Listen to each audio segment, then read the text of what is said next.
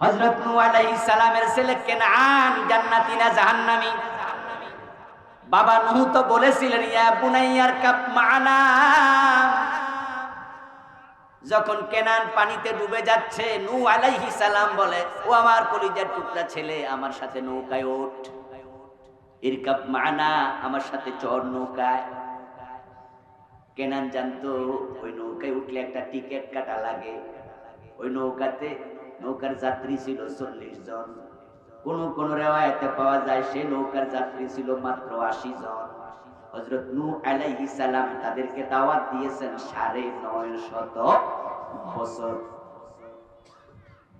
খুব কম লোক তার দাওয়াতে সাড়া দিয়েছে, ঈমান গ্রহণ করেছে, খুব কম মানুষ। বছরে যদি একজন মুমিন হতো তাহলে 950 জন হতো। 2 বছরে একজন হইলে 425 জন হইতো, ঠিক না?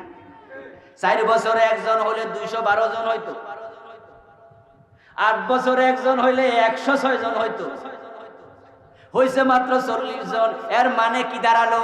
আল্লাহর দ্বীনের প্রতি ঈমানের পথে ডেকেছে, 10-12 বছরও একজন কালেমা গ্রহণ করে নাই।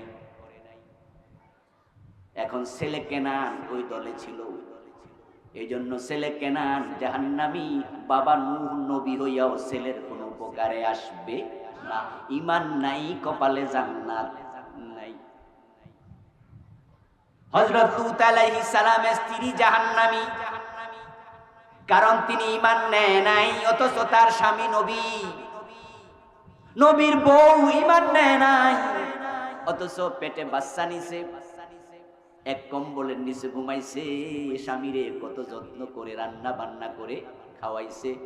ঈমান নাই, তাই লূত নবীর বউটার কপালেও জান্নাত নাই। যে আবু তালেব রাসূলুল্লাহ সাল্লাল্লাহু আলাইহি ওয়াসাল্লামকে 42টা বছর বটগাছের মতো ছায়া দিছে। রাসূলের জন্মের আগে বাবা মরে গেছে। 5 বছর বয়সে মা চলে গেলেন। 8 বছর বয়সে দাদা চলে গেলেন। ওই ছোট্ট মুহাম্মদ ইবনে আব্দুল্লাহ ওই চাচা আবু তালেবের কোলে উঠলেন। উনি এত ভালোবাসা দিছে, যখন শিবা আবি তালেবের জেলখানে রাসূলকে 3 বছর রাখছে, আবু তালেব তখনও স্বেচ্ছায় বাতিজার সাথে জেল খাটছে, বাতিজাকে আলাদা রেখে ঘুমায় নাই। এই আবু তালেব জাহান্নামী, জাহান্নামী।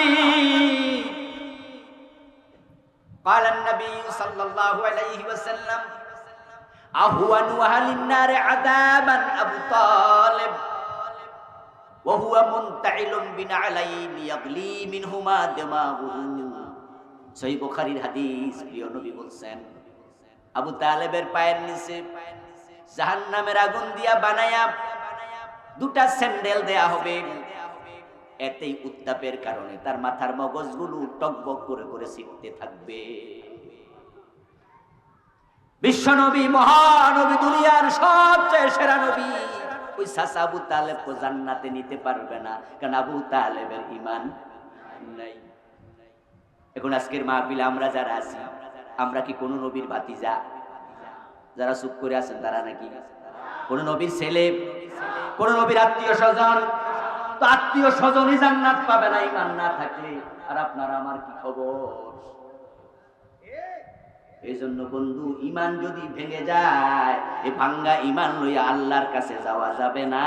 আজকের আলোচনা মনোযোগ দিয়ে শুনবেন। যদি আলোচনা শুনে মনে হয় হাইরে আমারটা তো ভাঙছে, এখনো কালেমা পড়ার সুযোগ আছে না নাই? আজকে আবার নতুন করে মুমিন হবেন, এবং ওই কারণগুলো আর জীবনে কখনো আনা যাবে না, সরাইয়া রাখতেই হবে। রাসূলুল্লাহ সাল্লাল্লাহু আলাইহি ওয়াসাল্লাম বলেছেন, তাকুনু বাইনা সাআতি ফিতান কাকিতাইল লাইলিল মুসলিম ইউসবিহু ফিহা আর-রাজুলু মুমিনা ফায়ুমসি কাফিরা ইউমসি মুমিনান ফায়ুসবিহু কাফিরা ইয়াবিউ আকওয়ামুন দীনাহুম বিআরাদিন মিনাদ দুনিয়া। 1400 বছর আগে প্রিয় নবী ভবিষ্যৎবাণী করে গেছেন, কিয়ামতের আগে এমন ফিতনা হবে, বিপর্যয় হবে, অন্ধকার রাতের অন্ধকারচ্ছন্নতার মতো ফিতনা চারিদিক থেকে ধেয়ে আসবে। তখন অবস্থা এমন হবে, লোকজন সকাল বেলায় মোমেন থাকবে, সন্ধ্যা বেলায় কাফের হয়ে যাবে। সন্ধ্যা বেলায় মোমেন থাকবে, সকাল বেলায় কাফের হবে।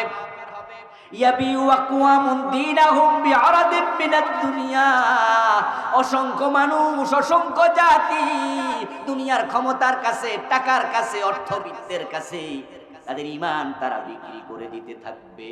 শুধু ক্ষমতার লোভে, টাকার লোভে বড় বড় আলেমরাও জালেমের সাথে অন্ধকার রাতে হাত মিলায়, তলে তলে আতাত করে ঈমান বিক্রি করে দিচ্ছে টাকার কাছে, ক্ষমতার কাছে।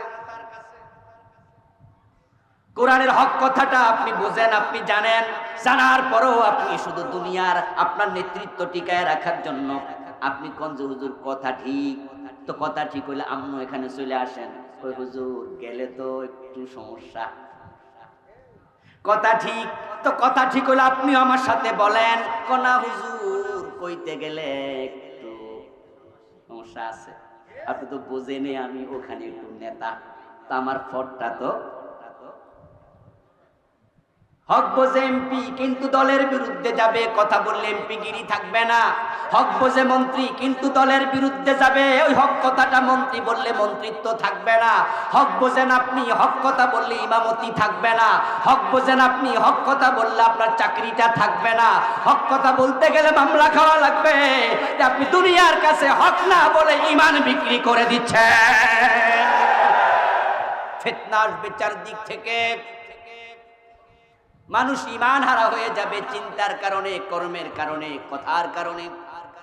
তিনটা কারণ চারদিক থেকে হবে, ওই তিনটা কারণের একবারে বুলডোজার মানুষের ঈমানকে মেছাকার করে দেবে। এমন কথা বলবে যে কথা বলার সাথে সাথে ঈমান শেষ, এমন কাজ করবে যে কাজ করার সাথে ঈমান শেষ, এমন চিন্তা লালন করবে যে চিন্তার কারণে সাথে সাথে ঈমান শেষ।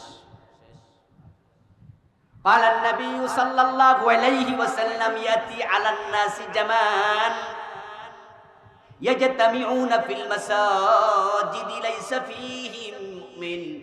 এমন এক জামানা মানুষের কাছে আসবে, যে জামানার মানুষগুলো জামাতের সাথে মসজিদে নামাজ পড়বে, কিন্তু একজনেরও ঈমানটা থাকবে না।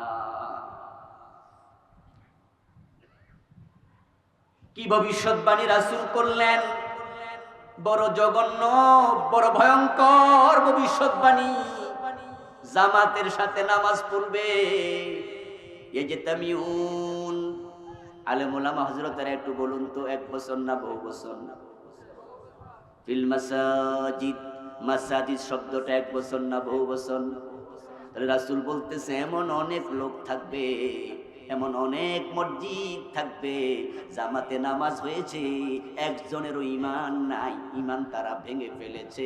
এর মানে দাঁড়ালো ইমামও কাফের, মুয়াজ্জিনও কাফের, মুসল্লি সবগুলো কাফের, অথচ 5 ওয়াক্ত নামাজ পড়বে। ওই ঈমান যে চলে গেছে তারা জানে না, নবায়ন করে নাই। বাংলা ওযু দিয়া নামাজ পড়লে হেরে নামাজি বলে না, ঠিক কি না? আপনার তো ঈমান ভেঙে গেছে, আপনি মুমিন কেমনে?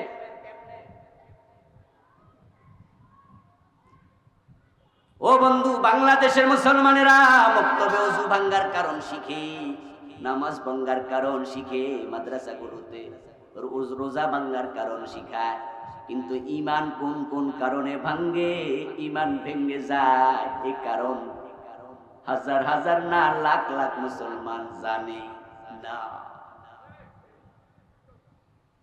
এই বিষয়ে চিন্তা করলাম, আল্লাহ তাআলা কোরআন মাজিদে বলতেছেন, ইন্নাল্লাযীনা আমানু সুম্মা কাফারু সুম্মা আমানু সুম্মা কাফারু সুম্মা আমানু সুম্মা কাফারু সুম্মা ইজদাদু কুফরা লাম ইয়াকুনিল্লাহু লিয়াগফিরা লাহুম। নিশ্চয় মানুষেরা ঈমান আনবে, আবার কাফের হবে, আবার ঈমান আনবে, আবার কাফের হবে, আবার ঈমান আনবে, আবার কাফের হবে, কিন্তু এরপর আর ঈমান আনবে না, এভাবে মরে যাবে। লাম ইয়াকুনিল্লাহু লিয়াগফিরা লাহুম, যদি নতুন করে ঈমান না আনে, কাফের হয়ে মরলে আল্লাহ তাকে ক্ষমা করবেন না। আল্লাহ বলতেছে আমানু সুম্মা কাফারু, আমানু সুম্মা কাফারু, ঈমান এনেছে আবার কাফের হয়েছে। এই আয়াত দিয়ে বোঝা যায় ঈমান আনার পরও কিছু মানুষ কাফের হয়ে যাবে। তবে সৌভাগ্যবান তারা যারা আবার ঈমান এনে ফেলেছে, আর হতভাগা তারা যারা ঈমান ভেঙে কাফের হয়েছে কিন্তু আর মুমিন হয়।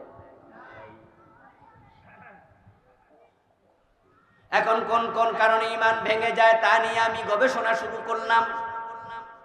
বিভিন্ন বিষয় বই লিখেছি আলহামদুলিল্লাহ। শিরিক নিয়ে লিখেছি, বেদাত নিয়ে লিখেছি, নামাজ নিয়ে বাংলাদেশে অনেক ঝগড়া ফাসাদ চলেছে। কেউ জোরে আমিন, কেউ আস্তে আমিন, কেউ নাভির উপরে হাত বাঁধে, কেউ নাভির নিচে বাঁধে। এ নিয়ে ঝগড়া শুরু করে মসজিদ পর্যন্ত আলাদা করা শুরু হয়েছে দেখে আমি সালাত নিয়ে একটি বই লিখেছি, হাদিসের বৈচিত্র্যে পূর্ণাঙ্গ নামাজ। ইতিমধ্যে হাজার হাজার কপি আলহামদুলিল্লাহ চলে গেছে। আমি সব হাদিসগুলো একসাথ করে দিছি, যে বুকে হাত বাঁধার হাদিসও আছে, নাভির নিচে বাঁধার হাদিসও আছে, জোরে আমিনের হাদিসও আছে, আস্তে আমিনের হাদিসও আছে। তবে ঝগড়ার কোনো হাদিস নাই। কি নাই? 8 রাকাতের হাদিসও আছে, 20 রাকাতের, কিন্তু মারামারির কোনো হাদিস। আমি চেষ্টা করেছি এই বিষয় লিখতে, লিখেছি ব্যক্তি ও পরিবার নিয়ে লম্বা বই, 350 পৃষ্ঠার উপরে। আলহামদুলিল্লাহ 5টা শেষ হলো। এবার ভাবলাম যে ওই ঈমান যে ধ্বংস হয়ে যাচ্ছে মানুষের, কিয়ামত কি আগাচ্ছে না পিছাচ্ছে? আগাচ্ছে না? রাসূলুল্লাহ বলেছেন আমি এবং কিয়ামত এভাবে পাশাপাশি প্রেরিত হয়েছি। এর মানে হলো আমার পরে আর নবী নাই, আমার পরে হলো কিয়ামত। আমার পরে কিয়ামত, আর কিয়ামতের আগে আসবে ফিতনা। ওই ফিতনার কারণে মানুষ সকাল বেলায় মুমিন থাকবে, সন্ধ্যা বেলায় কাফের হবে। কেন কাফের হবে? আমি এবার ভাবতে শুরু করলাম, একটু দেখি, মানুষকে তো ঈমান হারাইতে দেয়া যাবে না, একটু সতর্ক করা দরকার। তাই এই বইটা লিখেছি, ঈমান, কুফর ও নিফাক। এই বইতে আমি ঈমান হারানোর 10টা কারণ লিখেছি। কোরআন হাদিস ঘাটাঘাটি করে দেখলাম 10 কারণে ঈমান চলে যায়। এখন মানুষ না জানার কারণে অনেক কারণে ঈমান যাবে, হয়তো বুঝেও না ঈমান যে গেছে। জাতিকে যদি বুঝানো যায় আর সে বুঝে, শাস্তে কাম আমারও তো ঈমান নাই, তাহলে সে বুঝলে তাওবা করার সম্ভাবনা আছে। সে হয়তো আবার ফিরে আসবে, আবার কালেমা পড়বে, আমি তো ভুল করে ফেলছি। আমার বন্ধু 1971 সনে দেশ যখন স্বাধীন হয় তখন মানুষ ছিল 7.5 কোটি। তার মাঝে 50 লাখ ধরেন অমুসলিম, তাহলে মুসলিম ছিল 7 কোটি। এখন 2022 মানুষের সংখ্যা বেড়ে হয়তোবা সেটা 18 কোটির কাছাকাছি, কম বেশি। যদি আমরা 2 কোটি কাফের হিন্দু বৌদ্ধ বাদ দেই, তাহলে মুসলমান হয়ে গেছে 16 কোটি। 71 ছিল 7 কোটি, 2022 হয়েছে 16 কোটি। এবার আপনারা বলুন তো 10 বছর পরে সংখ্যাটা এরকম থাকবে না আরো বাড়বে? 20 বছর পরে তো রাসূল বলেছেন একটি হাদিসে সহিহ মুসলিমে আসছে, ক্বালান নবী সাল্লাল্লাহু আলাইহি ওয়াসাল্লাম লা তাকুমুস সাআতু ওয়ালা আহাদিন ইয়াকুলু আল্লাহ আল্লাহ আল্লাহ আল্লাহ বলার মতো একজন মানুষ যদি বেঁচে থাকে কিয়ামত হবে না। এখন আমরা যেভাবে বার্তাছি, ছিলাম 7 কোটি, হইছি 16 কোটি, কয়দিন পরে হয়ে যাবো 20 কোটি, তো কিয়ামত হইব কেমনে? হাদিস তো হলো সহিহ এবং মুসলিমের হাদিস, কিয়ামত হবে না একজন মুমিন থাকলে। তো আমরা তো আছি মোটামুটি 16 কোটি, তা আমরা ঠেলায় তো কিয়ামত আইব না। আরো নিয়মিত মুসলমান বাড়তেছে, তো কিয়ামত আগাইতেছে। আপনারা কিছুক্ষণ আগে বলছেন কিয়ামত আগাইতেছে, তো আগাই কেন? আমি তো দেখতে পিছাইতেছে। আসলে কি বলুন তো, কিয়ামত কি পিছায় না আগায়? তাহলে আগাইলে মুসলমান কি আদৌ বাড়তেছে মনে হয় নাকি? আসলে সংখ্যায় বাড়তেছে। ভোটার লিস্টিতে মুসলমানের ছেলে মুসলমান তাসলিমা নাসরিন, যে নিত্য নিয়মিত কোরআন ইসলামের বিরুদ্ধে কথা বলে, তার পাসপোর্টের মাঝে ধর্ম লেখা আছে, ওখানে ধর্মের জায়গায় ভোটার লিস্টিতে পরিচয় আছে, সেখানে কি লেখে? ইসলাম। আমার বন্ধু হুমায়ুন আজাদ, কবির চৌধুরী, আহমদ শরীফ, তসলিমা নাসরিন, সালমান রুশদি, পৃথিবীতে মুসলমান আছে 250 কোটি, 200 কোটির মতো। তার মাঝে কি সালমান রুশদির নামটা নাই? আসলে কি এগুলো মুসলমান? ইসলাম তো স্বীকারই করে না, আল্লাহরই মানে না। তারা বলে unseen is nothing, there is no God, আল্লাহ বলতে কেউ নাই। কিন্তু তালিকায় তো, নামে তো মুসলমানের তালিকায় আছে। আজকের দিনে 5 ওয়াক্ত নামাজ ফরজ ছিল, 5 ওয়াক্ত নামাজের মাঝে 1 ওয়াক্ত পড়ে নাই এমন লোক বাংলাদেশে নাই, এই গ্রামে নাই। আরে গত 1 সপ্তাহ পড়ে নাই, গত শুক্রবারে গেছে আর আগামী শুক্রবারে যাবে। অনেকে আছে শুক্রবারে জুমার নামাজটাও পড়ে না, কিন্তু ভোটার তালিকায় এর নামটাও আছে না নাই? সেও তো আছে 18-16 কোটির ভিতরে। অথচ হাদিস কি? হাদিস হলো মান তারাকা সালাতাম মুতাআম্মিদান ফাকাদ কাফার। যে ব্যক্তি ইচ্ছা করে নামাজ ছেড়ে দেয় সে কুফরি করলো, কুফরি করলো, কুফরি করলো। ইন্না বাইনাল মারই ওয়া বাইনাল কুফরি ওয়াশ শিরকি তারকাস সালাহ। প্রিয় নবী বলেন একজন ব্যক্তি মুমিন না কাফের, তার মাঝে পার্থক্যকারী হলো শুধু নামাজ। ইবনে মাসউদ রাদিয়াল্লাহু তাআলা আনহু বলেন লা হাজ্জা ফিল ইসলাম লিমান তারাকা সালাতা। যে ব্যক্তি নামাজ ছেড়ে দেয় ইসলামে তার কোনো পার্টিসিপেশন নাই, অংশীদারিত্ব নাই। 5 ওয়াক্ত নামাজের 1 ওয়াক্ত পড়লো না, হেরি জিজ্ঞাসা করেন এমি আপনি হিন্দু না মুসলিম? কি বলবে? কথা বলেন না ভাইয়েরা, হিন্দু বলবে? আপনার স্বাস্থ্য ভাই, খালাতো ভাই, আপনার নিজের মেয়ে, যুবতী মেয়ে আছে নিজের ঘরে, বাবা নামাজ পড়ে, মেয়েটা 1 ওয়াক্ত নামাজ পড়ে না, এমন ঘরও আছে না নাই? ওই মেয়েটা কি হিন্দুর তালিকায় আছে নাকি? কেউ তো মুসলিম। আমার বন্ধু নামাজ ছাড়া ঈমান থাকে না, কিন্তু নামাজ তো নাই, সুদ খাচ্ছে, ঘুষ খাচ্ছে, এমন কাম করে মুসলমানের সন্তান যে কাম অনেক ভদ্র হিন্দু লোক করে না, কিন্তু তালিকা তো আছে। এখন বাংলাদেশে 18 কোটি, আসলে এত মুসলমান নাই, 16 কোটি নাই।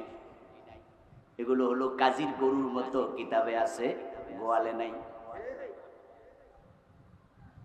যদি এত মুসলমান বাংলাদেশে থাকতো তাহলে সংসদ তো ব্রিটিশ আইনে চলতো না, কোরআনের আইনে চলতো, ঠিক কিনা? কোরআন তো আমাদের, আমরা তো 16 কোটি।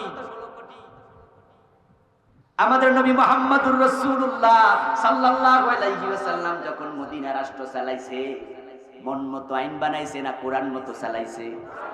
তা আমরা না সেই নবীর উম্মত, ওনার উপর না বিশ্বাস করছি? আমরা কোরআনের উপর বিশ্বাস করছি? আবু বকর, ওমর, ওসমান, আলী রাদিয়াল্লাহু তাআলা আনহু 30 বছর দেশ চালাইছে।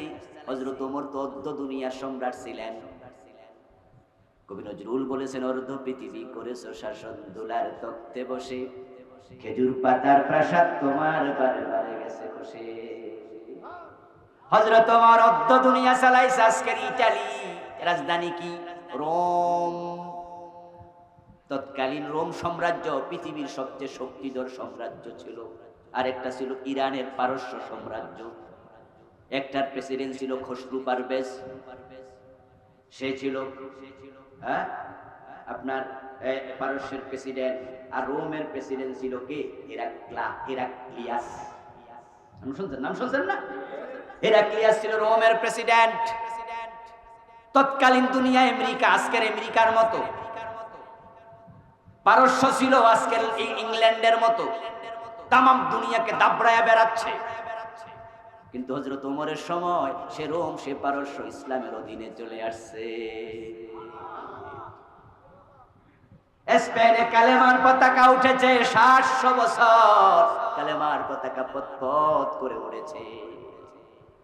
এবার আপনারা একটু আওয়াজ দিয়ে বলুন তো, অর্ধ দুনিয়া হযরত ওমর যখন চালালেন, নিজের বানানো আইনে না আল্লাহর আইনে? প্রিয় নবী বললেন আমার মেয়ে ফাতেমা যদি চুরি করে আমি ফাতেমার হাতটাও কেটেই দেব। কারণটা কি? কারণ এই কোরআনের মাঝে হাত কাটার আইন আসেনি, চুরি করলে হাত কাটো, আল্লাহ বলেছে। এই জন্য আমার মেয়ে ফাতেমা চুরি করলে তাকেও রেহাই দেওয়ার অনুমতি আমি নবী মুহাম্মদের জন্য নাই। আমার রাসূল বলেছে মদ পান করলে বেত লাগাতে হবে। হযরত ওমর রাদিয়াল্লাহু তাআলা আনহুর ছেলে আবু শামা মদ পান করেছিল। হযরত ওমর তাকে ছাড় দিছে না বেত লাগাইছে? 80 বেতের একটাও কম লাগায় নাই। আমার বন্ধু, এটাই হলো ইসলাম, যে কোরআনের আলোকে চলবে। 90% মুসলমানের দেশ, ওই কোরআন আজকে চলে না, কোথাও চলে না। মসজিদ মাদ্রাসার তেলাওয়াত ছাড়া কোথাও কেউ কোরআন মানে না। আপনি যদি শুধু 51% মুসলমান এই দেশে পাইতেন, বাস্তব মুসলমান থাকতো, যারা বলে আমি কোরআন মানি, কোরআনের বাহিরে চলবো না, কোরআনের বাহিরে চলতে দেব না, অনেক আগে কোরআন দিয়া বাংলাদেশ চলার কথা ছিল।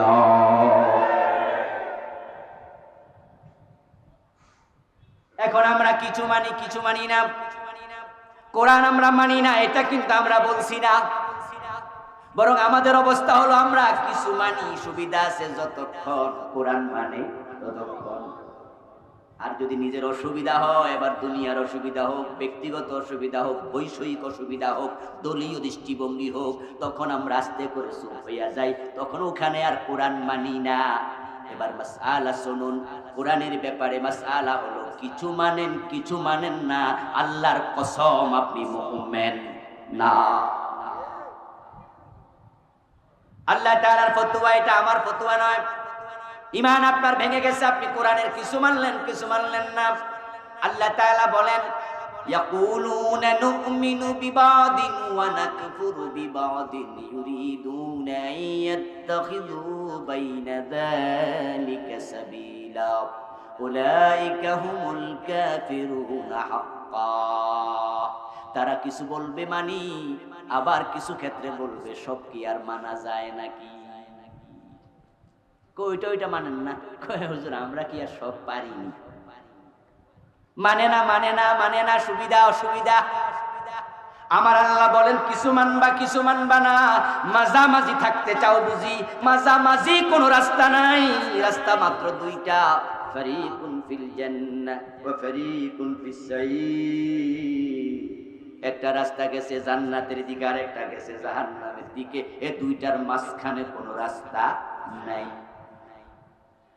এই জন্য তুমি যদি সবটা মানতে রাজি না হও, উলাইকা হুমুল কাফিরুনা হাক্কা, তুমি অরিজিনাল কাফের থেকে গেছো।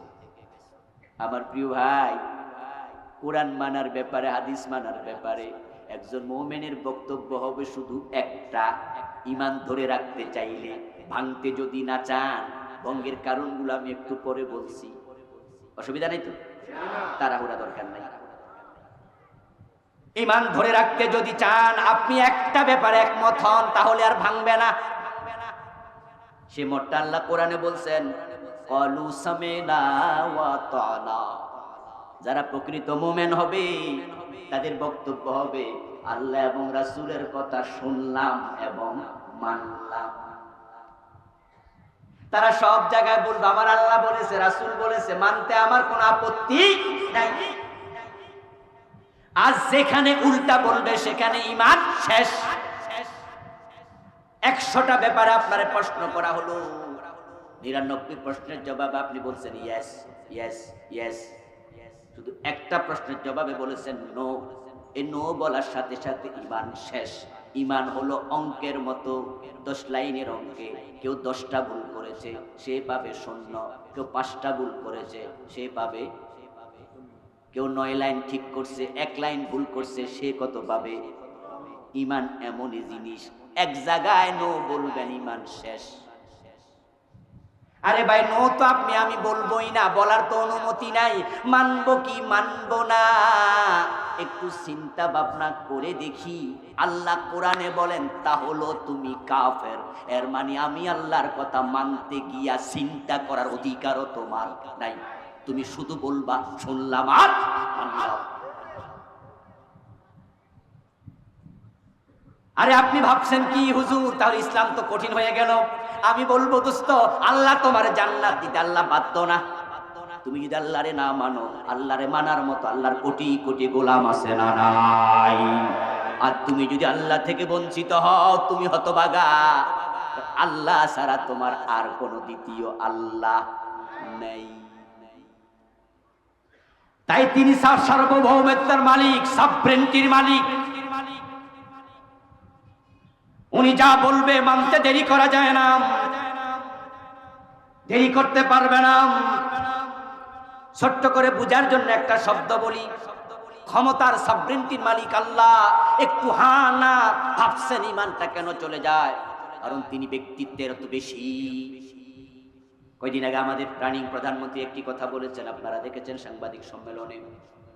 তিনি বলেছেন, বাংলাদেশে একজন কর্মীও, ওনার দলের একজন নেতাও যদি উনাকে না চায়, তিনি আর নতুন করে প্রধানমন্ত্রী হবেন না।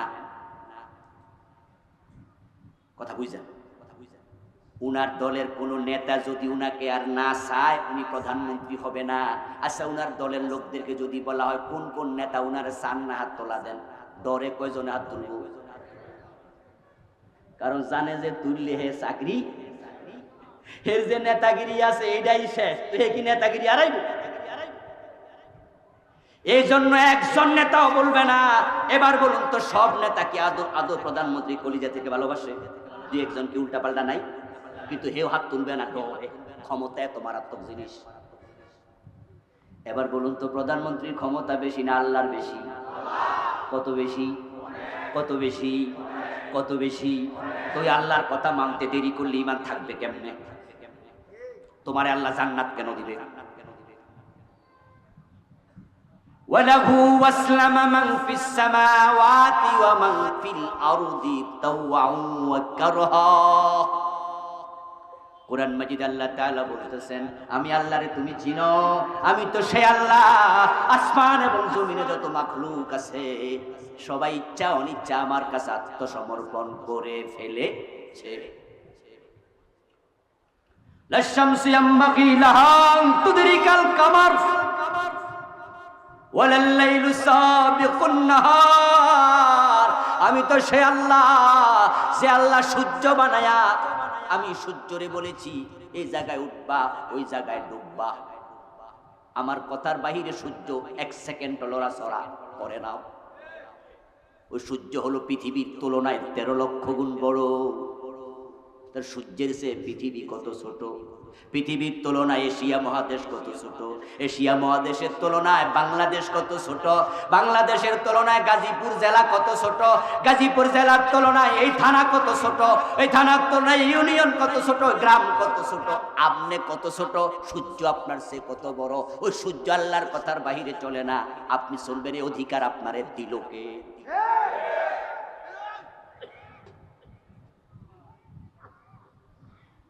ওয়ালকাল উরজুনিল কদিম। সূরা ইয়াসিন আল্লাহ বলে, আমি চাঁদকে বানায়া, চাঁদ কোথায় উঠবে আমি তার জন্য কিছু জায়গা নির্ধারণ করেছি। তাফসীরে জালালাইন প্রণেতা বলেন, আকাশে চাঁদ ওঠার জায়গা হলো 28টা।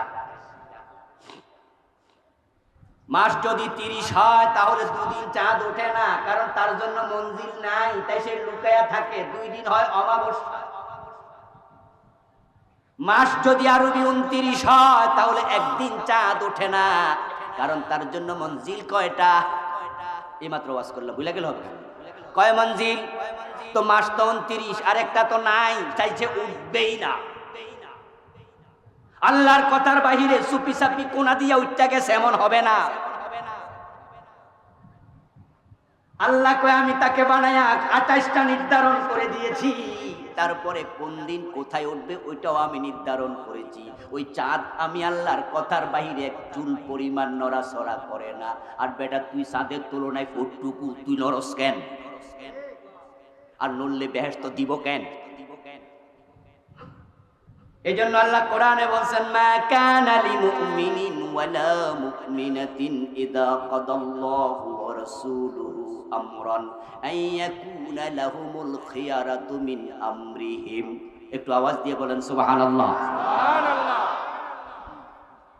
আল্লাহ তাআলা বলছেন, কোন মুমিন নারী পুরুষের জন্য এই অনুমতি নাই, আমি আল্লাহ এবং আমার রাসূল যদি কোনো কথা বলি ওই কথাটা সে মানবে কি মানবে না এই চিন্তা করবে, চিন্তার অনুমতিও নাই। যদি মোমেন থাকতে চায় বলতে দেরি মানতে দেরি করা যাবে না। এ মানতে যাইয়া পেছ লাগাইছে কাদিয়ানি। পেছ লাগানোর কারণে তারা ঈমান থেকে খারিজ হয়ে গেছে। আমার বন্ধু, কাদিয়ানীদের মসজিদ আছে না নাই? ইমাম মুয়াজ্জিন আছে না নাই? তারা কি নামাজ কালাম পড়ে না? কিন্তু তাদের ঈমান আছে না নাই? কাদিয়ানী তামাম হক্কানি আলেমদের ফতোয়া মোতাবেক তারা কি কাফের। অথচ ঢাকার বকশীবাজারে গেলে দেখবেন কাদিয়ানীদেরও মসজিদ আছে, আজান হয়, মুয়াজ্জিন ইমাম সব আছে, 5 ওয়াক্ত নামাজও পড়ে, কিন্তু ঈমান নাই। কারণ যে কোরআন মানার ব্যাপারে আমরা বাধ্য, তারা ওই পবিত্র কোরআনের 4টা অক্ষর মানে না। খা আলিফ তা মিম খাতামান নবিয়্যিন। আমার আল্লাহ বলছেন, মা কানা মুহাম্মাদুন আবা আহাদিন মির রিজালিকুম ওয়ালাকিন রাসূলুল্লাহ ওয়া খাতামান নবিয়্যিন। আমার নবী মুহাম্মদ শেষ নবী, প্রিয় নবী বলেন, আনা খাতামুল আম্বিয়া ওয়ালা নাবিয়্যা বাদি। আমি শেষ নবী, আমার পরে আর কোন নবী নাই। কিন্তু কাদিয়ানীরা বলে গোলাম আহমদ কাদিয়ান সেও নাকি নবী। কোরআনের এখানে 4টা অক্ষরের সাথে দ্বিমত করেছে, ঈমান শেষ। 4টা অক্ষরকে গ্রহণ করেনি। আমার বন্ধু, এবার বলুন তো, ইবলিস আল্লাহর কয়টা আইন মানে নাই? ওই আইনটা মানার আগে, অমান্য করার আগে সে কি কাফের ছিল নাকি? কাফের ছিল। বরং সে এত ইবাদতকারী ছিল, ইবাদত করতে করতে ফেরেশতাদের সাথে এক জায়গায় বসবাসের অনুমতি পেয়ে গেল। এবং কোন আলেম বলেন সে ফেরেশতাদেরকে বিভিন্ন জায়গায় তালিম দিত, মুআল্লিমুল মালাইকা হয়ে গেছে। তাই যেই মজলিসে আল্লাহ ফেরেশতাদেরকে একত্রিত করে আদমকে সেজদা করতে বললেন, ওই মজলিসে ইবলিসও হাজির ছিল। অথচ ইবলিস কি ফেরেশতা না জিন? বলেন বলেন বলেন, ইবলিস কি ফেরেশতা না জিন? কি রে, এখন তো জিন ফাস্ট হয়ে গেল, ফেরেশতা ছোট হয়ে গেল। মানে ফেরেশতাওয়ালারা যারা কইছে এরা ওনার আওয়াজ করতেছে, জিনওয়ালারা চুপ থাকেন। ইবলিস কি ফেরেশতা? কথা আপনারা যারা আমার সাথে একমত তারা বলবেন ইয়েস। ইবলিস কি ফেরেশতা? এটা ভুল। কোরআনে আছে কানা মিনাল জিন। কি আছে? কানা মিনাল জিন। আমি হাফেজ না হওয়ার কারণে আপনার কোট করা একটু কঠিন হয়ে যায়। আমির হামজা হইলে সাথে সাথে বলে দিত কোন আয়াতে আছে, না বলতো না, শোনেন না আপনার আওয়াজ? হ্যাঁ, সাথে সাথে কানা মিনাল জিন। এটা হলো সূরা কাহফের 50 নম্বর আয়াত। ইয কুলনা লিল মালাইকাতি ইসজুদু লি আদম ফাসজাদু ইল্লা ইবলিস কানা মিনাল জিন। তাইলে আপনারা এতদিন যারা জানছেন ইবলিস ফেরেশতা, তাদের জানাটা কি সঠিক না ভুল? এটা কোরআনের সাথে গেল না। আসলে ইবলিস ছিল জিন জাতির অন্তর্ভুক্ত, কিন্তু সে থাকতো ফেরেশতাদের সাথে। ইবাদত করতে করতে করতে করতে এমন প্রমোশন পাইছে, এখন ফেরেশতাদের সাথে একসাথে চলাফেরা করে। কোন আলেম বলছেন ফেরেশতাদের ওস্তাদও ছিল, তাদেরকে তালিমও দিত। কিন্তু যখন আল্লাহর একটা আইন মানে নাই, তার ঈমানটা আছে না চলে গেছে?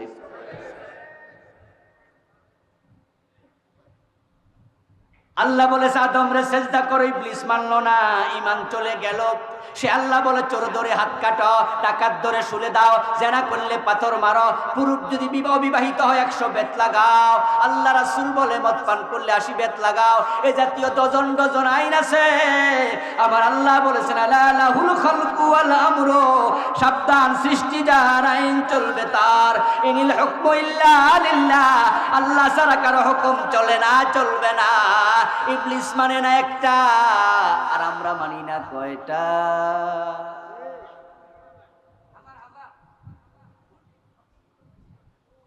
এখন ইবলিস রে কাফের কইলে মজা লাগে। আবা ওয়াস্তাকবারা ওয়া কানা মিনাল কাফিরিন, ইবলিস কাফের হয়ে গেছে। সকালবেলা ঘুম থেকে উঠে ফজরের সময় ওযু করে নামাজে দাঁড়ায়া আমরা বলি আউযু বিল্লাহি মিনাশ শাইতানির রাজিম, ও আমার আল্লাহ তোমার কাছে অভিশপ্ত ইবলিস থেকে, শয়তান থেকে আশ্রয় চাই। এখন আমাদের সাথে যে শয়তানটা আছে এই পাশে দাঁড়ায়া কয় আমার অভিশপ্ত কইলো কেডারে, আমি একটা মানি নাই, তাই যদি অভিশপ্ত হই তোরা ডজন ডজন মানুষ না, তোরা 14 গোষ্ঠী অভিশপ্ত।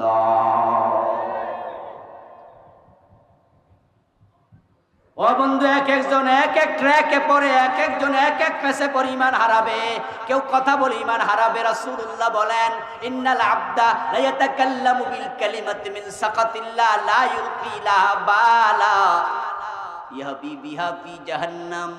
আমার উম্মতেরা, আল্লাহর বান্দারা শোনো, এমন মানুষ আছে ইমান হারাবে, এমন কথা বলেছে যেই কথা যে কি কইছে খেয়ালও রাখে নাই, অথচ ওই কথার কারণে আল্লাহ এমন রাগ হইছে তারে জাহান্নামের মাঝখানে ফেলে দিছে। কথাটা বলার সাথে সাথে ঈমানটা চলে গেছে। হালকামি করছে, হালকামি, সিরিয়াসলি কিছু বলেনি, কিন্তু এমন কথা কইছে ঈমান শেষ। বউরে হাসতে হাসতে কয়, হ্যাঁ তুমি এত সুন্দর রান্ধো, তোমারে 3 তালাক। কথা বুঝছেন?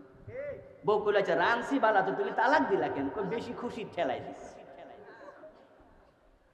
কই তালাক তো বড় খারাপ জিনিস, হুজুরের কাছে তো শুনছি কোন স্বামী যদি বউরে 3 তালাক দেয় তাহলে হাসতে হাসতে দেখ আর কানতে কানতে দেখ তালাক কিন্তু হয়ে যায়। তুমি এটা কি করলা? আচ্ছা চলো তো হুজুরের কাছে। আর আমি সিরিয়াসলি দেই নাই তো, কচি কইছি না হুজুর মাসালা সুন্দর করে দিয়া দেবে, তালাক কিন্তু হয়ে গেছে। আপনি বলবেন হুজুর এটা কি কথা হইলো? হুজুর বললেন মিয়া আপনার 1 গ্লাস আপনার বিষ দিয়া কইলেও এখানে বিষ আছে, আপনি জানেন যে এখানে বিষ, এবার আপনি হাসতে হাসতে খাইছেন, মরবেন না। সিরিয়াসলি খান নাই তো, এই জন্য বাইসে যাবেন। তো তালাক দিলে মানুষ বউ আলাদা হয়ে যায়, যাই না হাসতে হাসতে কেন দিলেন? বিষ খাইলে মানুষ মরে, হাসতে হাসতে কেন খাইলেন? আরে মিয়া আপনি ইমানের সাথে কোরআনের সাথে সাংঘর্ষিক হয়ে যায় এমন কথা যদি হাসতে হাসতেও বলেন, ওই সংঘর্ষের কারণে ইমানটা চলে যাবে। যেমন দুইজন দোস্ত গল্প করছে, কথা বলছে, কথা বলতে গিয়ে দোস্ত বলতেছে তুই যে কথাটা বললি এই কথাটা কিন্তু হাদিসে নাই, তুই এটা ঠিক বলস না, এটা হাদিসের উল্টা। এখন দোস্তরে কয় আরে বেটা রাখ তোর হাদিস, আগে আমার কথা শোন। এমন কথা বলে না, রাখ তোর হাদিস, আমারটা শোন। একবারে কোরআনের উল্টা কথা হলো। কোরআনে আছে মা তাকুমুর রাসূল ফাখুযুহু ওয়া মা নাহাকুম আনহু ফান্তাহু। রাসূল যা বলেছেন তাই বলো, রাসূল যা করেছেন তাই করো, রাসূল যা এনেছেন তাই ধরো, রাসূল যা নিষেধ করেছেন তাই ছাড়ো। রাসূলের কথা হবে সবার উপরে। আর দোস্তরে কই তোর হাদিস রাখ। হাসতে হাসতে বলেছে কোরআনের উল্টা, তাই ঈমানটা চলে গেছে। প্রিয় নবী বলেন উম্মত এমন কথা বলবে কি যে বলেছে সিরিয়াসনেস নয়, কিন্তু আল্লাহ রাগ হইছে, জাহান্নামের মাঝখানে ফেলে দেবে। আরেকটা ছোট্ট উদাহরণ দেয়, আপনারা যারা বিভিন্ন রাজনৈতিক দলের নেতা আছেন তাদের জন্য এটা কাজে লাগবে। অসতর্কতার কারণে আপনারা ঈমান হারা হয়ে যান। এই জাতীয় রাজনৈতিক আপনার বড় বড় মজলিসে মাইক হাতে নিয়ে ভোট পাওয়ার জন্য আপনারা অনেকে বলে ফেলেন জনগণ সকল ক্ষমতার উৎস। বলে না, খুশি করার জন্য পাবলিকের মনে করি এটা কইলে পাবলিক ভোট দিয়ে দেবে। আপনার এই হালকা কথাটা ঈমান কেন যাবে? কারণ কোরআনে আছে আন্নাল কুওয়াতা লিল্লাহি জামিয়া, সকল ক্ষমতার উৎসকে।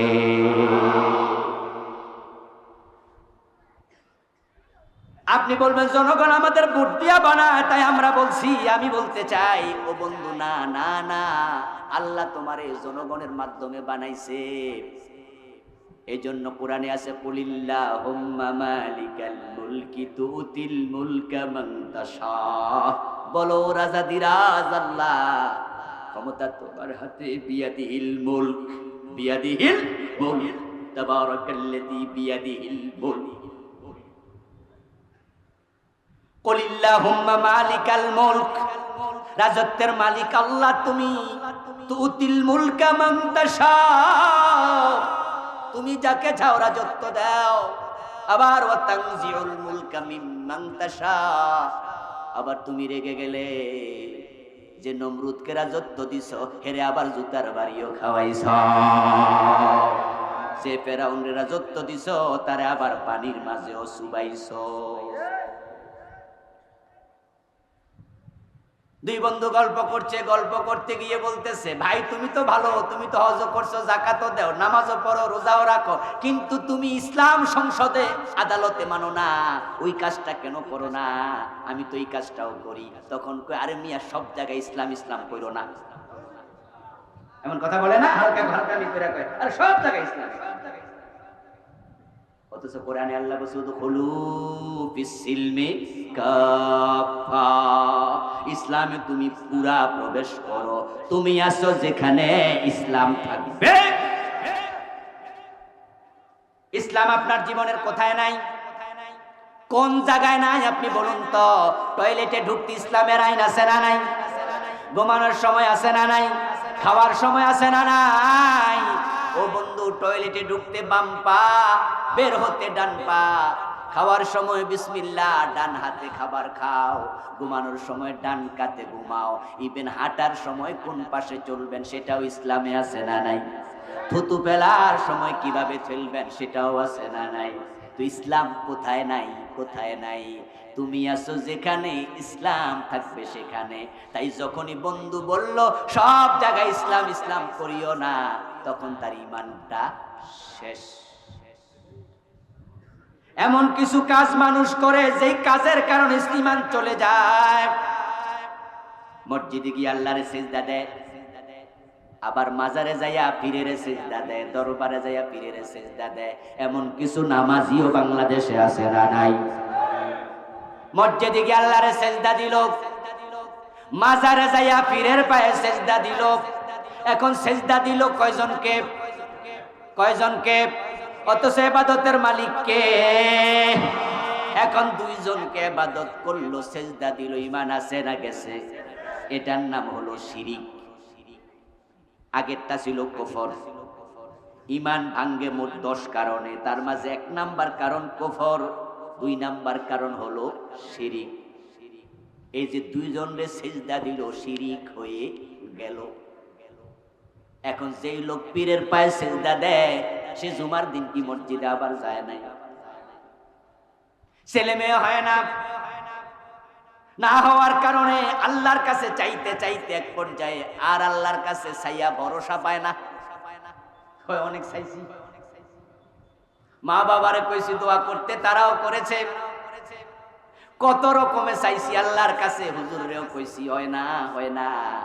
এক পর্যায়ে বন্ধু বান্ধবের পরামর্শ পাইয়া সন্তান চাওয়ার জন্য ভারতে আজমির শরীফ যায়। এমন কিছু মুসলমানও আছে না নাই? কেউ ফিরে না খালি হাতে, খাজারে তোর দরবারে।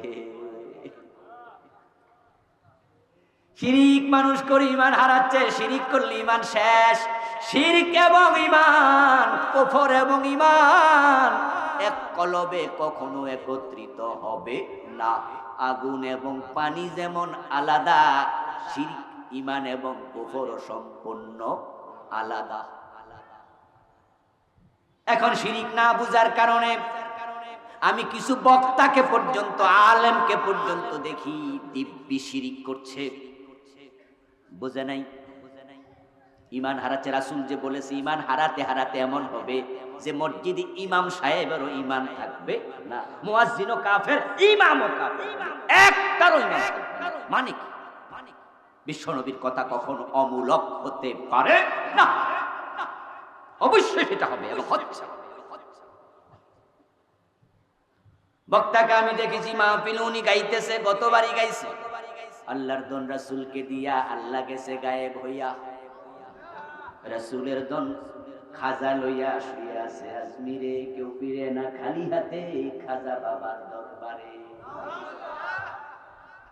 এবং এই বক্তা যেই মাহফিলে গজলটা কইছে, গানটা গাইছে, ওই মাহফিলগুলোতে 80% মানুষ আরো বেশি বক্তার সাথে একমত। কারণ যেমন মুসল্লি তেমন ইমাম। ওই বেদাতি বক্তাকে আপনাদের এই জাতীয় মাহফিলে দাওয়াত দেবেন না, এগুলো হয় না। যারা দেয় তারা অধিকাংশ পীর পূজারি, মাজার পূজারি। এই গানে বিশ্বাস করলে ঈমান শেষ। কারণ এই গানের মাঝে প্রথম কলিতে আছে কুফর, শেষ কলিতে আছে শিরিক। প্রথম কলি কেমনে কুফর? সে বলেছে আল্লাহর ধন রাসূলকে দিয়া আল্লাহ গেছে গায়েব হইয়া। এই কথাটা পুরা কোরআন মাজিদের পুরা উল্টা। আপনারা বলুন তো রাজ্জাক কে? রিজিক কার হাতে? তো আল্লাহর ধন রাসূলকে দিলে আল্লাহর হাতে থাকলো কেমনে? রাসূল নিজে রিজিক চাইতেন কার কাছে? আচ্ছা, দুই সেজদার মাঝখানে একটা দোয়া আছে না? পড়েননি? পড়বেন। আল্লাহুম্মা গফিরলি ওয়ারহামনি ওয়াহদিনি ওয়াআফিনি ওয়ারযুকনি। আমি পড়ি। দুই সেজদার মাঝখানে দোয়া না পড়ার কারণে অনেকে দুই সেজদার মাঝখানে সোজা হইয়াও বসে না, টুকটুক করে সেজদা দেয়। অথচ দুই সেজদার মাঝখানে সোজা হয়ে বসা ওয়াজিব। রুকু থেকে সোজা হইয়া দাঁড়ানো ওয়াজিব। দোয়া আছে রব্বানা লাকাল হামদ হামদান কাসীরান তাইয়িবান মুবারাকান ফীহি। এগুলো হাদিসে আছে। সালাত নিয়ে লিখেছি বইটা, স্টেজ আজকে পাবেন। খুবই চমৎকার। 90-95% মাসালা হাদিস দিয়ে আমি এনেছি। যত বিতর্ক সব সমাধান ওই কিতাবে আলহামদুলিল্লাহ প্রায় হয়ে গেছে। আমার বন্ধু, আপনি যদি রব্বানা লাকাল হামদ হামদান কাসীরান তাইয়িবান মুবারাকান পড়েন, এটা পড়া সুন্নাহ। কিন্তু এটা পড়লে যে পড়ে হে কি টুক করে রুকুতে যাইতে পারে না, খাড়ায় থাকা লাগে। তো যে লোকেরা সোজা হয়ে দাঁড়ায় না, একটু মাথা তুললে আবার চলে যায়, এরা বোঝা গেল দোয়াটা পড়ে না। এই জন্য দোয়াটা পড়ার অভ্যাস করবেন। এতে করে নফল সুন্নাহ দোয়ার কারণে তাদিলে আরকান ওয়াজিবটা সহজভাবে আদায় হয়ে যাবে। এখন যে দুই সেজদার মাঝখানে দোয়া পড়তেছেন, অর্থ কি? আল্লাহ রাসূল নিজে পড়েছেন আল্লাহুম্মা গফিরলি, আল্লাহ আমারে ক্ষমা করো, ওয়ারহামনি, আমারে রহম করো। বলতে বলতে শেষে কই ওয়ারযুকনি, আমারে রিজিক দাও। তাহলে রিজিক কার হাতে? তো আল্লাহর ধন রাসূলকে দিছে, তাহলে রিজিক চায় কেন? এটা হলো হাদিস থেকে বললাম। আর কোরআনের উল্টা কেমনে এবার শুনুন। কোরআনে আছে উল্লা আকুলু ইনদি খাযাইনুল্লাহ ওয়ালা আলামুল গায়ব। হে আমার নবী, আপনি উম্মতকে বলে দেন আমার কাছে আল্লাহর ভান্ডার নাই। আমি বলি না আমার কাছে আল্লাহর ভান্ডার আছে, এবং আমি এটাও দাবি করি না আমি গায়েব জানি। ভান্ডার আছে আল্লাহর কাছে, গায়েবের মালিক কে? সেটাও আল্লাহই মালিক। এজন্য আমি তোমাদেরকে কি বলি, ফাইজা সালতা ফাসআলিল্লাহ ওয়া ইজা ইসতাআনতা ফাসতাইন বিল্লাহ। যখন তোমরা চাইবে তখন কার কাছে চাইবা? আর বক্তা গান গাইলো, আল্লাহর ধন রাসূলকে দিয়া দিছে নাকি? তারপরে রাসূলের ধন কিন্তু আবার রাসূলের কাছেও নাই, ওইটা আবার কারে দিছে? খাজা বাবারে। হযরত আবু বকরেরও দেয় নাই, ওমরেরও। 200 সুর বাদ বলল। আবু বকর কি রাসূলের শ্বশুর নয়? মেয়ের নাম কি? আয়েশা। ওমর কি রাসূলের শ্বশুর নয়?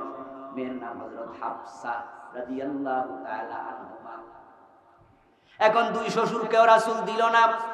হযরত ওসমান, হযরত আলী রাসূলের দুইজনই জামাই নাকি? মুরব্বি দুইজন হলো শ্বশুর, পরের দুইজন কি? হযরত ওসমানের কাছে বিয়ে দিয়েছেন কয় মেয়ে? 2 মেয়ে। ওনাকে জন্য যিন্নুরাইন বলা হয়। বড় ভালোবাসার আদরের জামাই ছিল হযরত ওসমান। প্রথম মেয়ে রুকাইয়া মারা গেল, তখন উম্মু কুলসুমকে রাসূল বিয়ে দিলেন। হযরত উম্মু কুলসুম রাদিয়াল্লাহু তাআলা আনহা যখন মারা যায়, রাসূলুল্লাহ ওসমানকে বলেন, ওসমান, আমার যদি তৃতীয় কোনো মেয়ে অবিবাহিতা থাকতো আমি সেটাও তোমার কাছে বিয়ে দিতাম। আর হযরত আলী তো রাসূলের মেয়ে ফাতেমার জামাই, কলিজার টুকরা জামাই, আপন স্বাস্থ্য ভাই। এখন রাসূল আল্লাহর থেকে দন পাইছে, এটা আবু বকর দিল না, ওমর দিল না, ওসমান রেও দিল না, আবু বকরকেও দিল না, ইমাম আবু হানিফারও দিল না, ইমাম বুখারীরও দিল না, এটা দিছে খাজা বাবারে। এখন খাজা বাবার কাছে আবার শেষ অক্ষর কয় কি, কেউ ফিরে না খালি হাতে খাজা তোমার দরবারে। এর মানে বুঝাইয়া দিছে ওখানে ছেলে মেয়ে, চাকরি বাকরি, রিজিক সব চাও, তাই মরা পীরের কাছে চায় এমন লোক বাংলাদেশও আছে না নাই? অথচ দেয়ার মালিককে। এগুলা শিরিক। আমি 29টা শিরিক নিয়ে একটা বই লিখেছি, 29টা চলমান, একটা করলে ঈমান যায়। তাহলে 29টার খবর কি? এক বেটার নাম রাখছে সুন্দর আলী। সুন্দর আলীরে ডাকছে, এই সুন্দর আলী আসেন। এখন কোন কারণে সুন্দর আলী হাজির। তারপরে এবার যিনি ডাকছে তিনি তাকায়া দেখে মিসমিসা কালো। এরপরে সিরিয়াল আছে কালামিয়া। গ্রামে কিন্তু এই জাতীয় নাম আগে অ্যাভেলেবেল ছিল, কালামিয়া, সুন্দর আলী।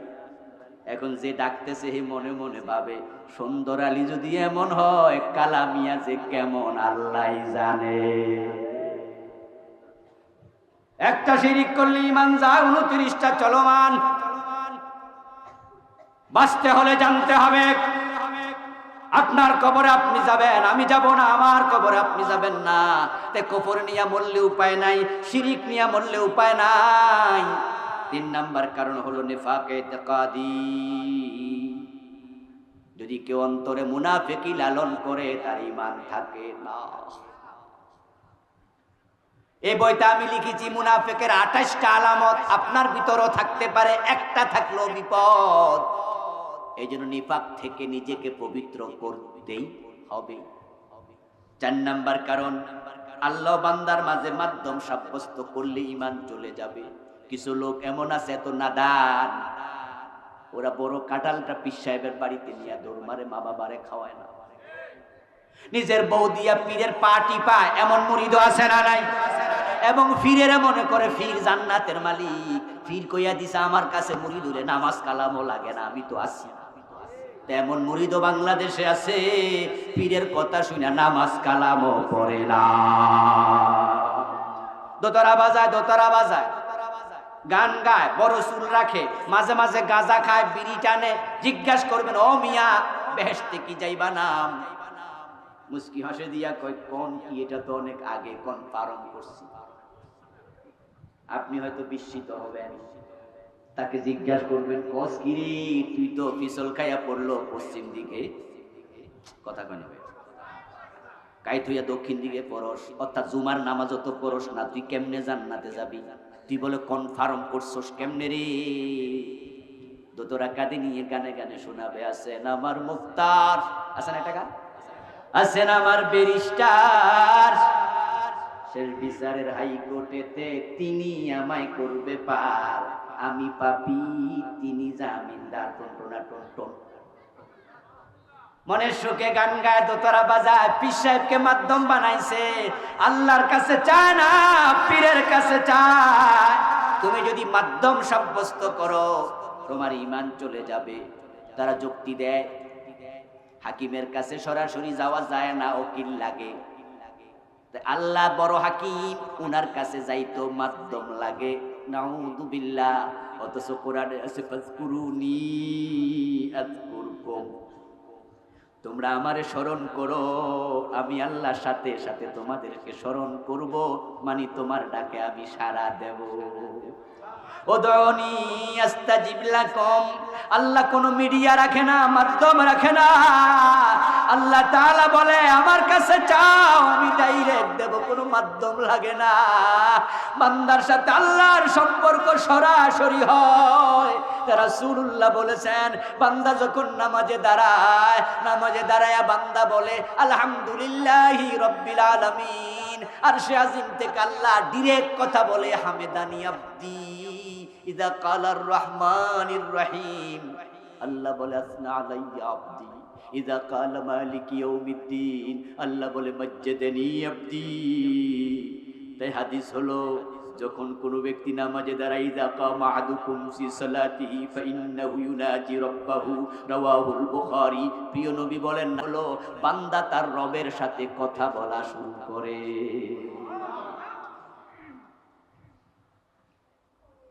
কিছু লোক নিজেকে মাধ্যম বানায়া দুনিয়ার টু পয়স কামাই করছে। আপনি বিভিন্ন জিনিস শিখার জন্য মাদ্রাসায় যান, হুজুরের কাছে যান, মাহফিলগুলোতে আসেন, উস্তাদ আছে, টিচার আছে, ওরা আমাদের এবং আল্লাহর মাঝখানে মাধ্যম নাকি আমাদের শিক্ষক? কথা বলতে হবে তো ভাই। আপনার উস্তাদ কি আল্লাহ এবং বান্দা আপনার মাঝখানে কি মাধ্যম না শিক্ষক? তো পীর সাহেব একজন শিক্ষক, এর চেয়ে বেশি কিছু না। ও বন্ধু, পরীক্ষার হলে টিচার হাজির থাকে। আমরাও মাদ্রাসায় পড়াই, মাঝে মাঝে পরীক্ষা অভ্যন্তরীণ গার্ডে দেই, গার্ড যাই, পরীক্ষা হচ্ছে গার্ড দিচ্ছি। আমি তারে পড়াইছি, কিন্তু প্রশ্ন দেওয়ার পরে হলে যদি আমার হুজুর আপনি কইয়া দেন আমি লিখি, আমি কইয়া দেব? আমি তখন বলবো এটা তোমার ব্যাপার। হাসরের মাঠে আপনার পীর থাকবে হাজির, কিন্তু আপনার প্রশ্নের জবাব পীর সাহেব দেবে না। মাধ্যম বানায়া ধরা খাইয়েন না, ঈমান হারায়েন না। 5 নাম্বার কাফের এবং মুশরিক যারা আছে তারা কাফের মুশরিক জাহান্নামী। দুনিয়া যত ভালো কাজই কাফের মুশরিকরা করুক তারা জান্নাত পাবে না। কেউ যদি বেশি যুক্তিবাদী হইতে গিয়ে বলেন তো তাহলে তারা যে স্কুল বানাইলো, কলেজ বানাইলো, রাস্তা বানাইলো, ব্রিজ বানাইলো, মানুষের কত উপকার করলো, বিশ্ব সেবা সংস্থা রেড ক্রস বানাইলো, তারা বুঝি আল্লাহ আখেরাতে কিছু পাবে না? হুজুররা কি কয়? মনে হয় কিছু পাইব, ঈমান শেষ। কারণ যারা ঈমান আনে নাই তাদের আমলের কোন মূল্য নাই। আর ইহুদি মুশরিক নাসারা যারা আছে সব ঈমান হারা। এখন তারা যে দুনিয়ায় ভালো কাজ করলো তার কি খবর? আল্লাহ তো কারো আমল নষ্ট করে না। কোরআনে আল্লাহ জবাব দিয়ে দিয়েছেন। এই যে আপনাদের কিশোরগঞ্জে গুরুদয়াল কলেজ আছে, সিলেটে এমসি কলেজ আছে, খুলনায় আছে এমএস নাকি কলেজ, এরকম বিএল কলেজ, বজ্রমোহন কলেজ, হ্যাঁ, গুরুদয়াল কলেজ, মনমোহন কলেজ, এই নামগুলো কি মুসলমানের না? মুসলমানের, হিন্দুর নাম। জ্ঞানের ক্ষেত্রে সেবা করেছে অনেক হিন্দু, সেবা করছে রেড ক্রসের মাধ্যমে অনেক খ্রিস্টান। আমাদের সাতক্ষীরা যখন সিডর হলো, ঘূর্ণিঝড় হলো, তখন কি পৃথিবীর বিভিন্ন দেশের কাফেররা সাহায্য করে নাই? এগুলো তো ভালো কাজ। এই যে ভারতে একজন মহিলা শান্তিতে নোবেল পেয়েছিল, কি নাম জানি, মাদার তেরেসা, হাজার হাজার ইয়াতিমের অভিভাবক ছিলেন, মা ছিলেন, ভালো কাজ করেছে অনেক। এখন তাদের ভালো কাজের রেজাল্ট কি? কোরআনে আল্লাহ জবাব দিয়েছেন, আযহাবতুম তাইয়্যিবাতিকুম ফি হায়াতিকুমুদ দুনিয়া ওয়াস্তামতা'তুম বিহা। যাদের ঈমান নাই তাদের ভালো কাজের রেজাল্ট আমি আল্লাহ দুনিয়াতে দিয়ে দিয়েছি।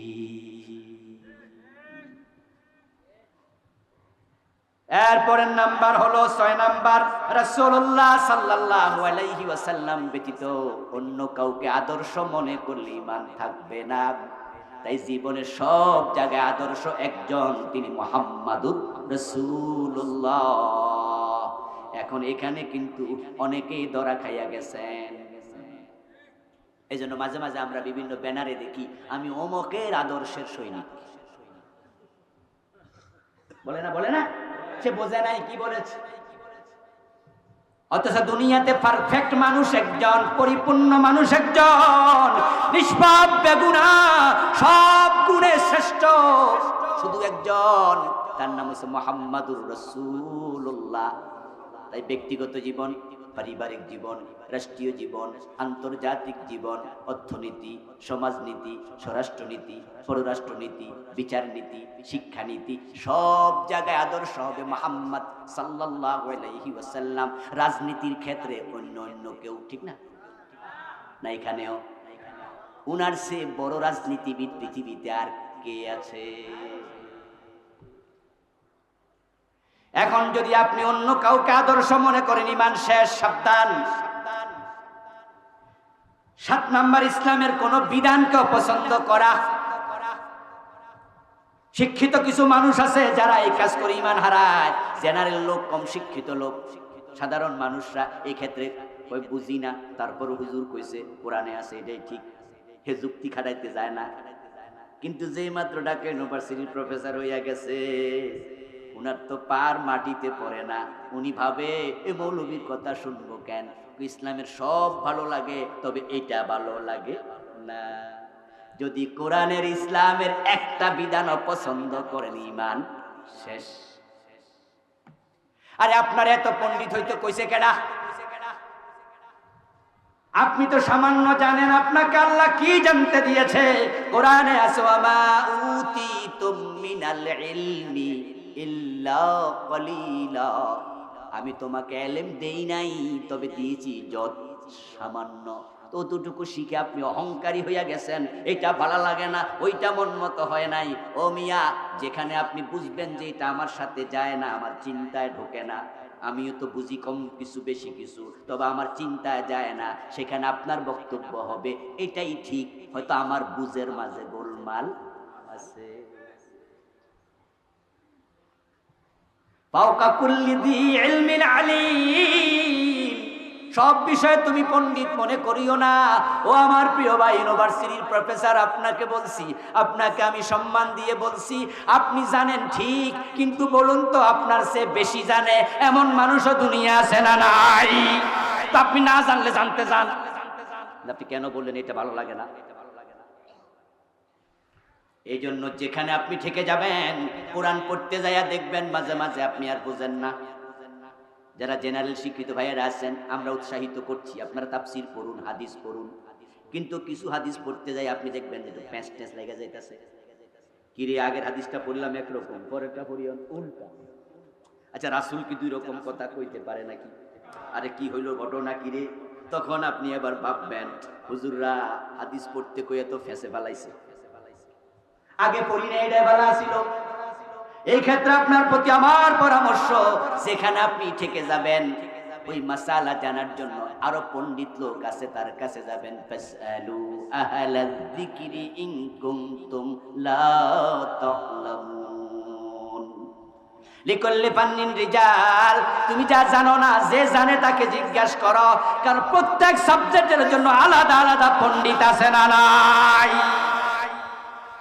আপনি মাদ্রাসার মুহাদ্দিসের কাছে যান, আপনি ইউনিভার্সিটি ফিজিক্সের প্রফেসর, আপনার সাবজেক্ট ফিজিক্স, আপনি ওখানে পণ্ডিত, হাদিসে আপনি পণ্ডিত না। হয়তো হাদিস কিছু পড়েছেন, আপনি ডিসিশন কেন নিচ্ছেন যে এটা ভালো না, এটা বুঝি না, এটা নাই, এটা ঠিক না, এটা ভালো লাগে না? ঈমান হারা হয়ে যায়।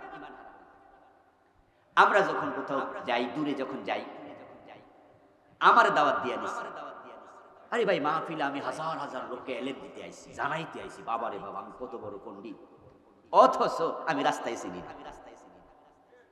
আমি রাস্তার মোড়ে মোড়ে মানুষের জিগাই, রিক্সাওয়ালারাও জিগাই, ওই রিক্সাওয়ালা ভাই এই অমুক জায়গায় যাবো, কেমনে যাবো? তাহলে বুঝা গেল রাস্তা চেনার ব্যাপারে সে আমার চেয়ে বড় কেন।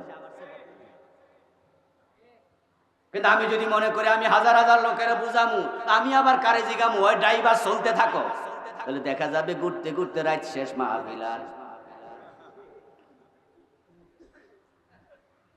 8 নাম্বার হল ইসলামের কোন বিধান নিয়ে ঠাট্টা করা। ইসলামের বিধান নিয়ে ঠাট্টা করলে ঈমান থাকবে না। অথচ দাড়ি রাখার কারণে কতজন মোল্লা মুন্সি কইয়া টিটকারি দেয়। এই এই এই ফলা, এই বুঝি এই বয়সে দাড়ি রাখে রে, এইটা কি দাড়ি রাখার বয়স রে? মা পর্যন্ত ছেলের দাড়ি কামাইছে, বাধ্য করে দাড়ি কামা। বাবা কয় তুই কি যা করলি, এই শুরু করলি কি? মানে আমারে কি কইব, আমি এখনো রাখি নাই, তুই যে রাখিয়া দিলি। অফিসে গেলে চাকরি দেয় না, বস কয় আমার অফিসে দাড়িওয়ালা চাকরি নাই। এমন কিছু জালেম বাংলাদেশও আছে না নাই?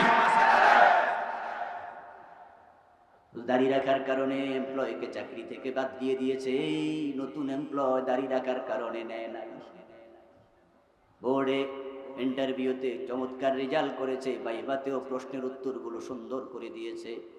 রেজাল্টের দিকে তাকায়া, সিবির দিকে তাকায়া অফিসার বলতেছে ঢাকা ইউনিভার্সিটিতে ফার্স্ট ক্লাস ফার্স্ট অনার্সে, ফার্স্ট ক্লাস ফার্স্ট মাস্টার্সে, বাবা চমৎকার রেজাল্ট, সব উত্তর ঠিক দিছো, ভাইভাতেও ভালো করছো, কিন্তু বাবা এই বয়সে দাড়ি রাখছো কেন?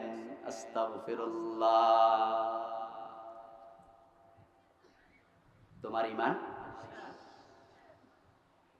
ওই অঙ্কের মতো, শুরুতে বলেছি 10 লাইনের অঙ্ক, 10 লাইন ঠিক হবে, 9 লাইন ভালো, 1 লাইন কাটা, তুমি শেষ, জিরো। সাবধান মুসলমান, দিনের একটা অনুষঙ্গ নিয়া কোন রকমের হীনমন্যতায় ভুগবেন না, তাচ্ছিল্য প্রদর্শন করবেন না। করলে বোঝা গেল এই দিন যিনি দিয়েছেন তার চেয়ে আমনে বেশি বোঝেন। শুধু দাঁড়িয়ে রাখার কারণে মেয়ে বিয়ে দেয় না এমন শ্বশুরও আছে না নাই? শুধু দাঁড়িয়ে থাকার কারণে মেয়েটা বিয়ে বসে না, ইগনোর করে দিছে, বলে দিছে না উনার কাছে আমার বিয়ে না, দাড়িওয়ালা। এই জন্য অনেক যুবক দাঁড়িয়ে রাখতে দেরি করে, হুজুর রাখমু তবে বিয়েটা কইরা সারি। কারণ অনেক মেয়ে আছে যারা দাড়ি দেখলে বিয়ে বসতে চায় না। আমি তখন বলি, যুবক আমার প্রিয় ভাইটি, তুমি দাড়িটা রেখে দাও, বিয়ের আগে রেখে দাও, বিয়ের আগে রেখে দাও। এর কারণ হলো যে মেয়ে তোমার দাড়ি দেখে বিয়ে বসবে না, ওই মেয়েকে বিয়ে করাই জায়েজ হবে না। রাসূলের সুন্নাহকে যে ভালোবাসে না, তার পেট থেকে হাসান হুসাইন জন্ম নেবে না, ওর পেটে জন্ম নেবে ঐশী, ওই ডিপ জোন। ইমাম বুখারী, ইমাম আবু হানিফা, হাসান হুসাইনের জন্ম এই পেট থেকে হবে না। এই জন্য ইসলামের ব্যাপারে কখনো কোনো বিষয়ে সামান্য তাচ্ছিল্য মনোভাব রাখবেন না।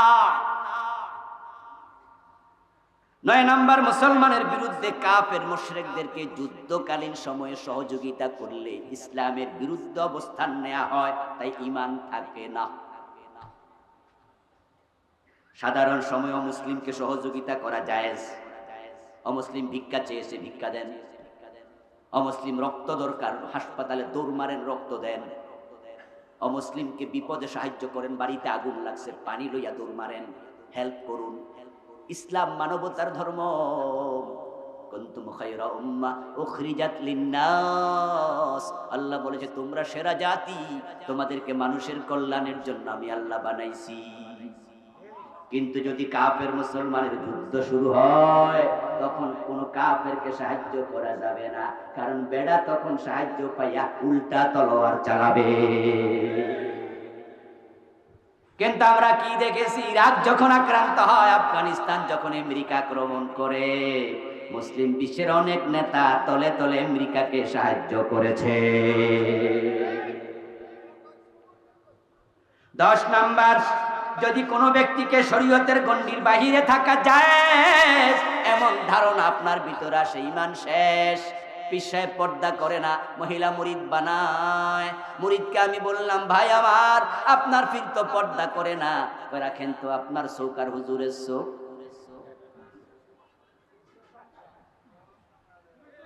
পীর সাহেব গোসল করে না, 7 দিনে একবার করে, মাথার জট লাগা গেছে চুলে, গায়ের মাঝে ছাগলের গন্ধ।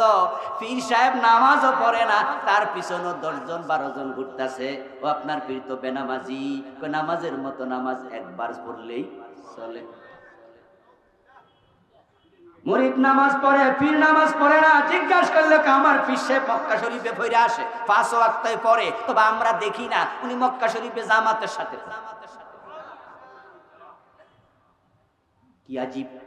কি আজীব বাজে কথাগুলোর কারণে ঈমান চলে যাচ্ছে।